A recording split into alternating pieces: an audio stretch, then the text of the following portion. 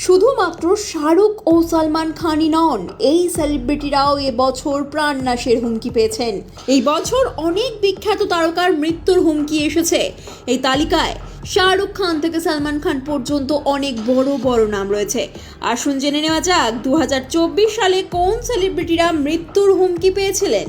এই পুরো বছরটা সালমান খান লরেন্স বিশনোইয়ের কারণে শিরোনামে ছিলেন। 2024 সালে লরেন্স বিশনোই গ্যাং সালমানকে আক্রমণ করার জন্য বেশ কয়েকবার চেষ্টাও করেছিল, তবে এই সব হামলা ব্যর্থ হয়েছে। এবছর রোম্যান্সের রাজা শাহরুখ খানকেও প্রাণনাশের হুমকি দেওয়া হয়। বুঝতেই পারছেন, এই পুরো বছরটি অনেক সেলিব্রিটির জন্য খুব কঠিন প্রমাণিত হয়েছে। এই তালিকায় রয়েছে র্যাপার হানি সিং এর নামও। এই বছর একটি সাক্ষাৎকারে হানি সিং প্রকাশ করেছিলেন যে গ্যাংস্টার গোল্ডি ব্রাড তাকে হত্যার হুমকি দিয়েছে। সেই সঙ্গে তার জীবন বাঁচাতে 50 লাখ টাকাও দাবি করা হয়।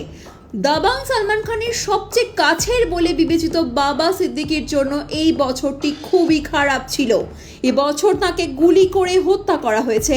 বাবা সিদ্দিকীর মৃত্যুর দায় নিজের উপর নিয়েছিলেন লরেন্স বিশনোইয়ের গ্যাংয়ের একজন সদস্য। সোশ্যাল মিডিয়ায় একটি পোস্ট শেয়ার করে এই তথ্য দিয়েছেন গ্যাং সদস্য নিজেই।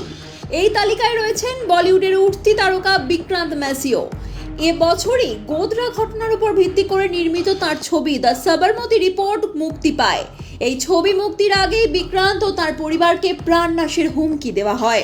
বলিউডের কুইন অভিনেত্রী কঙ্গনা রানাউতও 2024 সালে তাকে হত্যার প্রকাশ্য হুমকি পেয়েছিলেন। ইমার্জেন্সি ছবির প্রচারের সময় প্রাণনাশের হুমকি পান তিনি। কঙ্গনা নিজেই এই কথা জানিয়েছেন। এলভিশ যাদব ইউটিউবে একটি পরিচিত নাম।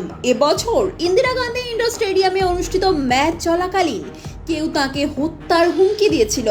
এ কারণে পুরো স্টেডিয়ামে বিশৃঙ্খলা সৃষ্টি হয়।